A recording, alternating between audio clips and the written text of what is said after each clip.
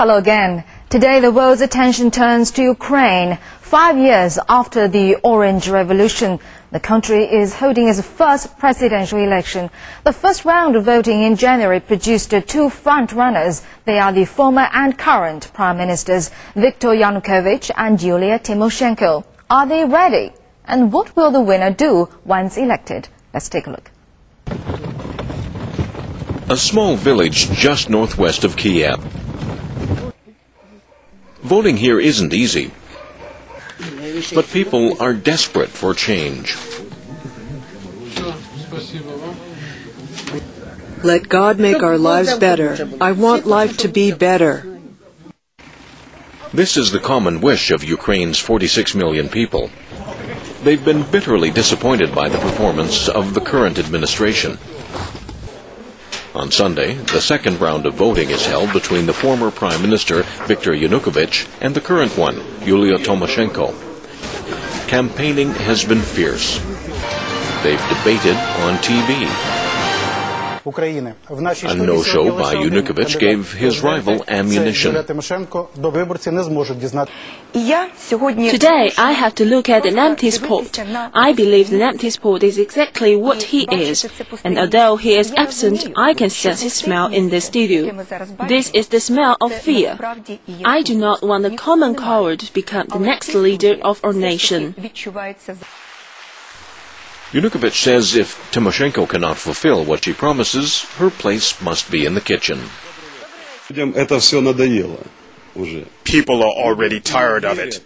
I would say people today do not believe any longer in these lies we hear from Tymoshenko. They have had enough of this free show that has been staged for the last 5 years. The feud between the two is long-standing. 5 years ago, Ukraine's Orange Revolution erupted. Thousands of protesters trampled Yanukovych's presidential victory for alleged fraud in the campaign. And that brought Viktor Yushchenko to power. Tymoshenko was his ally at one time. She was later appointed Prime Minister. But their ambitions clashed and the coalition collapsed in 2006. Yushchenko named Yanukovych Prime Minister.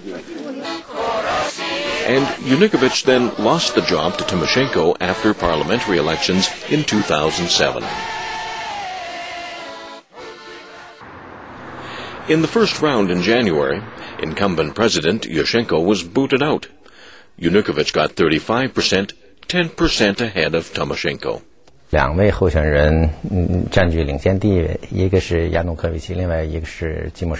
hard to predict who can win. She is clever and appealing, and as Prime Minister, she can put many administrative resources into the campaign, and former Yushchenko supporters may back her in this round. But it's said he who laughs last laughs best. But Ukraine's next president will face daunting tasks. Some say the past 5 years were the lost 5 years. In the 2004 Orange Revolution, Yushchenko, who called himself the first real Ukrainian president, promised that everything would change. We were independent for 14 years, but we were not free. We should roll up our sleeves and work honestly from morning till night for this country. He promised to develop the economy and bring people a better life. But all that enthusiasm has turned into fatigue. Just ahead of the Orange Revolution, Ukraine's economy grew 5% annually. But its GDP dropped 15% in 2009, around 60% of its size in 1990. Once one of the wealthiest Soviet republics, Ukraine's GDP per capita fell to less than a third of Russia's in 2009. 5 years ago, over 50% of Ukrainians said their country was on the right track. Now, 80% believe it's heading in the wrong direction. The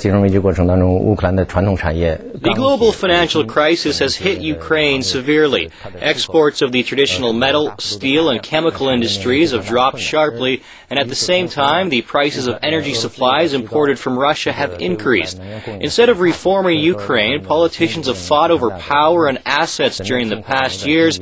People don't see themselves as better off. The economy is on the edge of national bankruptcy. Saving the sick economy is the first task facing the new president. Another challenge comes from the political sector. The past 5 years have seen 2 parliamentary polls, 4 governments, and bitter rows among the politicians.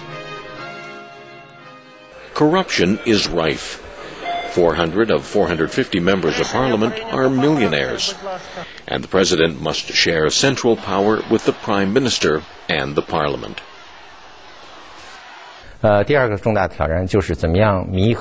Fierce political infighting makes it hard to centralize power. If Ms. Tymoshenko wins, she may hold a referendum to change the constitution to maximize the president's power. If it is Mr. Yanukovych, he would face big pressure from the opposition parties of Yushchenko and Tymoshenko in the parliament, and a parliamentary election is almost inevitable in a few months' time. Challenges are not only at home, but also from abroad. Since independence after the collapse of the Soviet Union in 1991, Ukraine has to face the question of its identity. With the EU to the west and Russia to the east, Ukraine has long been confused about which direction to take. Kiev used to have good relations with Moscow. But since Yushchenko came to power, he pursued a firmly pro-Western policy aimed at membership in the EU and NATO. Both candidates support Ukraine's integration with Europe and repairing relations with Russia. I will work with both Europe and Russia, as well as other countries from around the world. Russia is Ukraine's biggest trading partner and, historically, the region's dominant military power. The EU can provide Ukraine aid it urgently needs to get out of the deep recession. Observers say Ukraine will not lean to one side, but strike a balance between the West and East.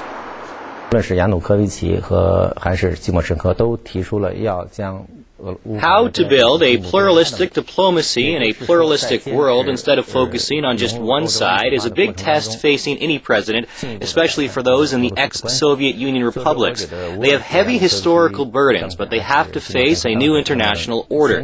They should think carefully before they act, because this decision is crucial for their own and their country's future. Moscow has handed an olive branch to Kiev. It recently sent a new ambassador to Ukraine. The mission was delayed for half a year, citing poor relations. Meanwhile, Ukraine also matters to Europe. About 80% of EU natural gas supplies from Russia transit Ukraine. But analysts say a full EU membership is not likely in coming years. There's still a long way to go. Both Tymoshenko and Yanukovych have promised a lot.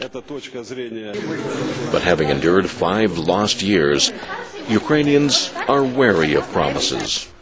Their belief in politicians has been shaken. So now they pray for a better future. 5 years after the Orange Revolution, hopes for a dynamic and modern Ukraine remain just that. Either Yanukovych and Tymoshenko will preside over a country saddled with a sick economy, unstable politics, and a diplomacy that pulls in opposite directions. The key is to turn campaign promises into reality. Ukrainians cannot afford another 5 lost years. Well, up next was black and white and laughed all over China's goodwill ambassadors. From Europe to the Americas, from Africa to the Asia Pacific. Each weekend from Beijing, we'll take you on a journey that looks back at the 7 days gone by. We'll tell you what, who, and why.